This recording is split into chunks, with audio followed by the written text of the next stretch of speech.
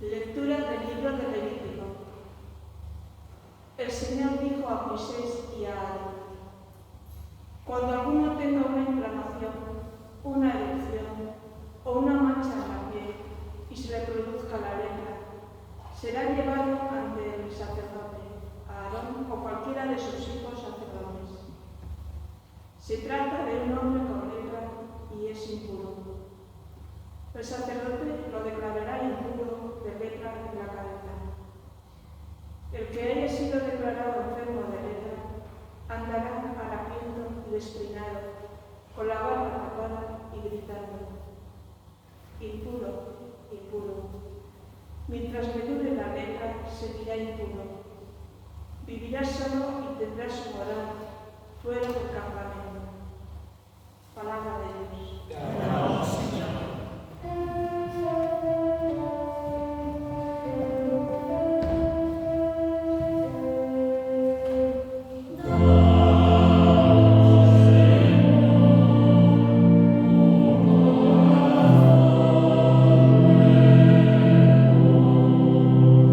Yeah.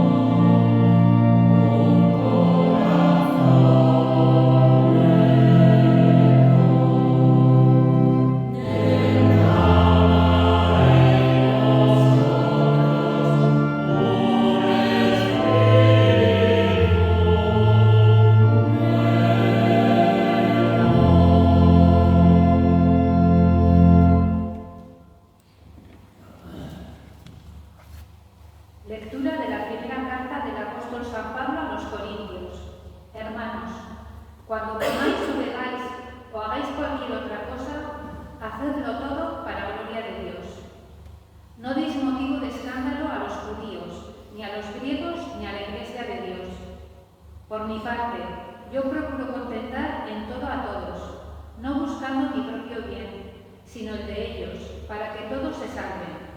Seguid mi ejemplo, como yo sigo el de Cristo. Palabra de Dios. Te alabamos, Señor.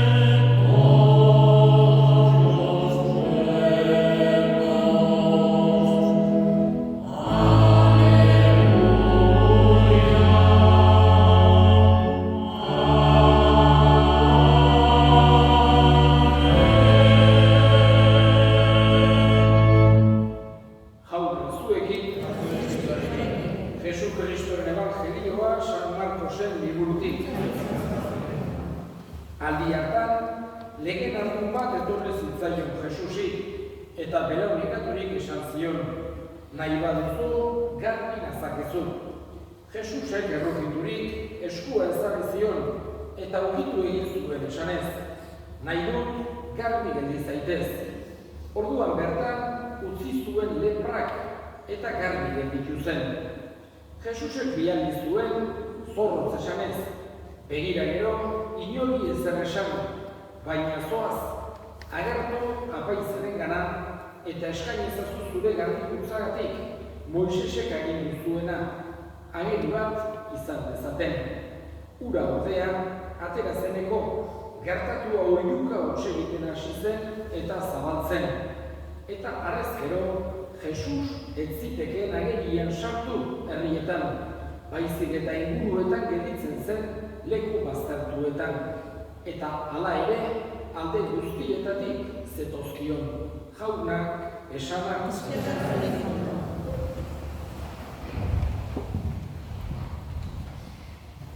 askotan agertzen dira, evangelioan lepra esaten zuten pertsonak, eta beti gogorazten edan bezala, garai hartako, esan genezake, kolektibo baztertuenetako bat izaten zen, baztertuena ez bazan. Pentsatu dezakegu, garai hartan izugarrizko bildurra zuela jendeak kutsatzekoa, lepra gaitz oso gorra baita berez, baina gainera garai hartan horrek nolabait gauzatzen zuen bazterketa horren beldur ere bazan jende aldi berean.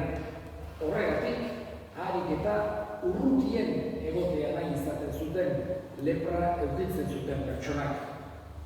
La exclusión que sufrían las personas que tenían lepra era, como decía, posiblemente una de las mayores, uno de los colectivos más excluidos que había en la época de Jesús. Y, sin embargo, es decir, no tenían trato prácticamente con la gente. Tenían que estar fuera, tenían que ir con una campanilla. Si se acercaban a los pueblos, a veces se acercaban porque tenían hambre.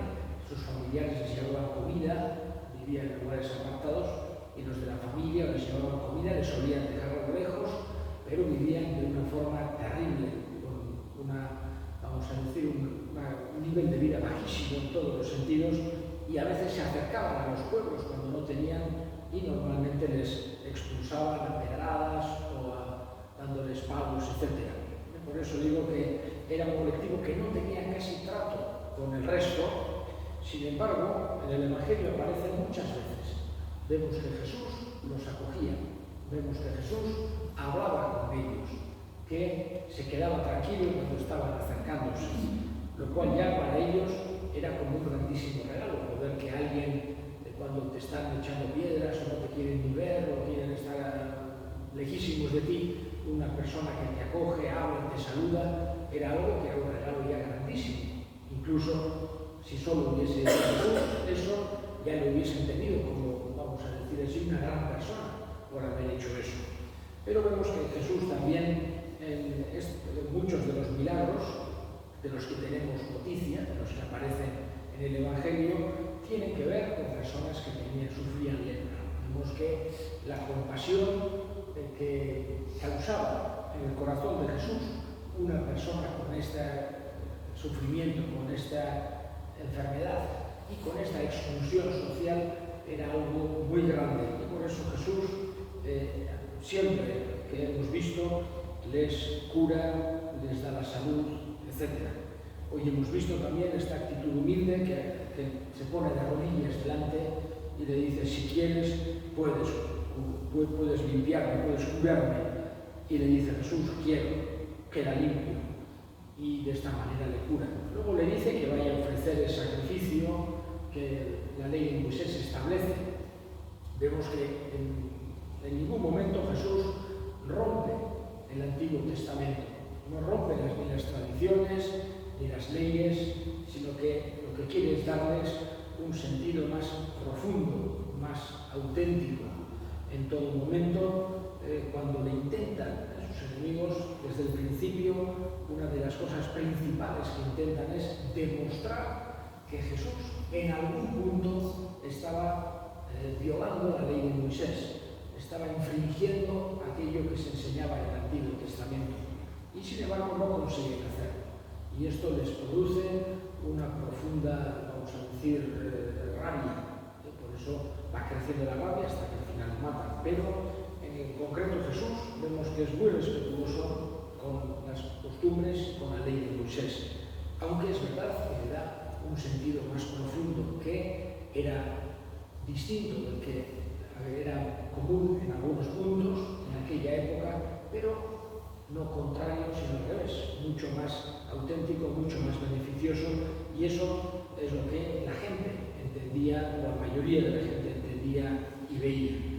Le pedimos a Jesús, nosotros también tengamos como Él esa actitud de compasiva, de no ser duros, fríos ante el sufrimiento ajeno, esa actitud acogedora de querer ayudar, de querer acoger a todos, y también que aprendamos de aquel que tenía lepra a ser humildes delante de Él, a pedirle ayuda en aquello que necesitamos, con esa humildad, con esa, vamos a decir, confianza tan grande como tuvo aquel hombre.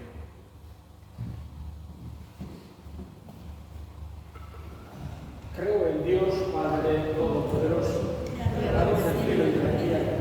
Creo en Jesucristo, su Hijo único, nuestro Señor, que fue concebido por la gracia del Espíritu Santo, nació de Santa María Virgen, padeció bajo el poder de Poncio Pilato, fue crucificado por Jesucristo, descendió a los cielos, al tercer día resucitó de entre los muertos, subió a los cielos y está sentado a la derecha de Dios Padre Todopoderoso. Desde allí vendrá a juzgar a los muertos. Creo en el Espíritu Santo, la Santa Iglesia Católica, la comunión de los santos, el perdón de los pecados, la resurrección de la carne y la vida eterna. Elevemos ahora nuestras súplicas al Señor. Vamos a pedir por el Papa Francisco para que Dios le dé su fuerza, Dios le dé su luz. Roguemos al Señor. Te rogamos, Dios. Pedimos también por aquellos que tienen dificultades para creer, para que tengan el don de encontrarse en persona con Jesús. Roguemos al Señor. Te rogamos, Dios. Escucha la oración que te dirigimos por Cristo nuestro Señor. Amén.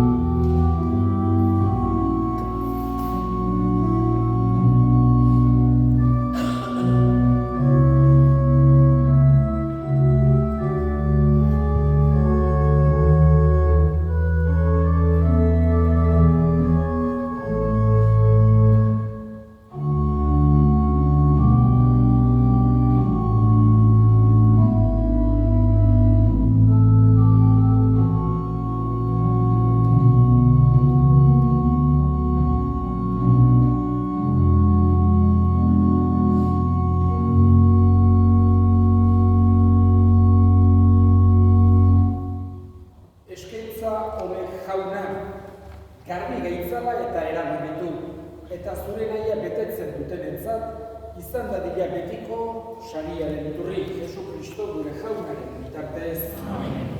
Jauna zuekin, gora bihotzak, eskerrak jangoiko gure jaunari. Egoki da bai eta zuzen bidezko eta salbagarri nahi eta beti guzturi eskerrak ematea jauna, aita guztiz santu, jangoiko alguztidun beti ireko horri, Jesu Kristo gure jaunaren bitartez. Galdua zebilen gizakia zerropiturik, Virginiagatik jaio zen, gurutzean hilik betiko hiriotzatik atera gaitu, eta hilen artetik bizturik betiko biziaren jabe egin. Horregatik, aingeru eta goi aingeruekin, ahalmen nagusitza eta zeruko talde guztiekin, zure aintzari horatzare hau beti eta beti abesten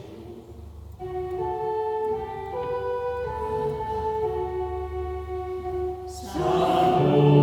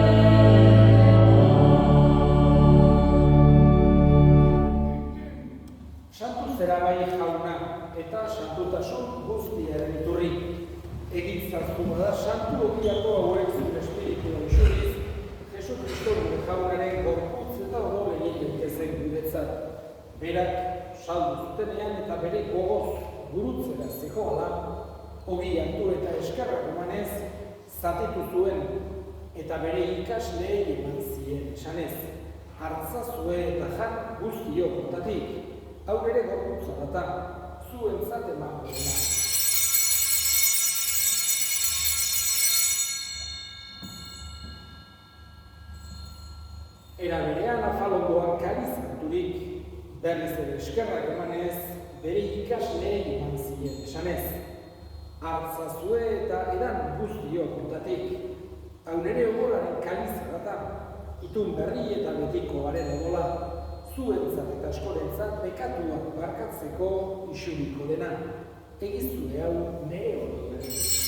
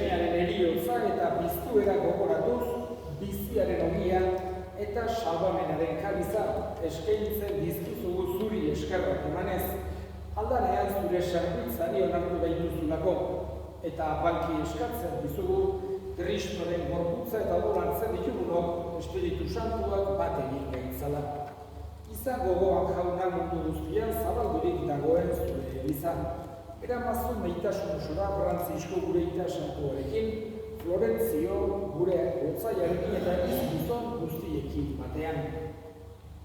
Era berean izango gogoan jauna, Pizteko itxaropenean joan dira gure senideak eta hildako guztiak ere. Harritzazu zure aurpegiaren argitan.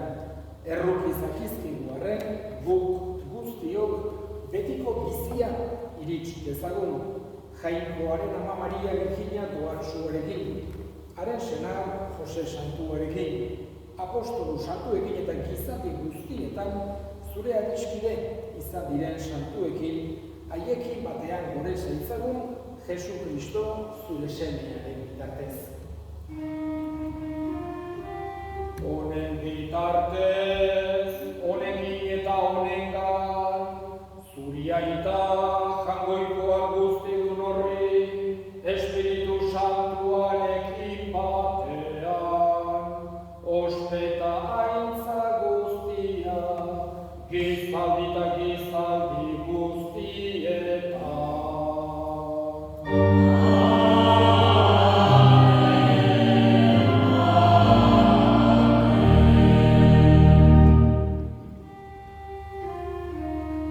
Salbatzaileak aginduta erakutsiari jarraituz, bildur gabe esan dezagun.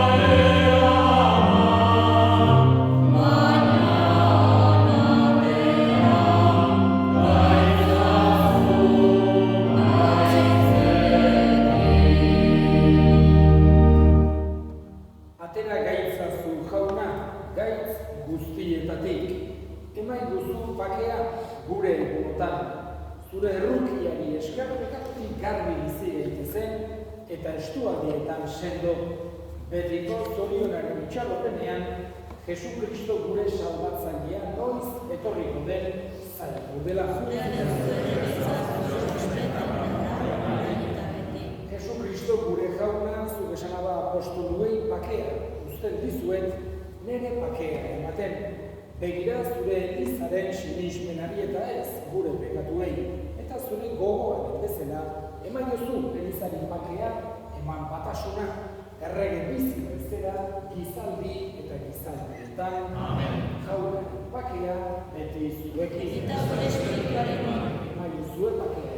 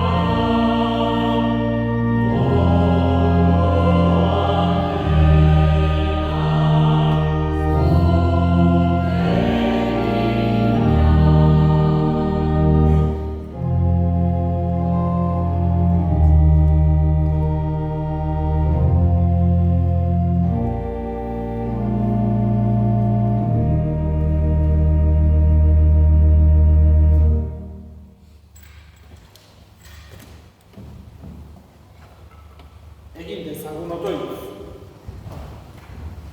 Jauna, zeruta hori osasungarria eman diguzu janari. Egizu bilatitza guran guk ere beti. Egiazko bizi ematen diguten ondasunak, Jesu Kristo gure jaunaren bitartez. Eta ohar bat, un aviso, el miércoles daremos comienzo a la cuaresma, es el miércoles de ceniza, y las celebraciones serán aquí a las 4 de la tarde, está enfocada en los chavales de catequesis, pero abierta a todo el mundo, una Eucaristía aquí en la parroquia a las 4 de la tarde, y luego, como siempre, a las 6:30 en el convento. Por tanto, habrá esas dos misas aquí en el Dumberri del miércoles de ceniza. Jaun zuekin, bereka zaitzatela jainko guztiaduna gaitak eta semeak eta Espiritu Santuak. Zoazte jaunaren bakean.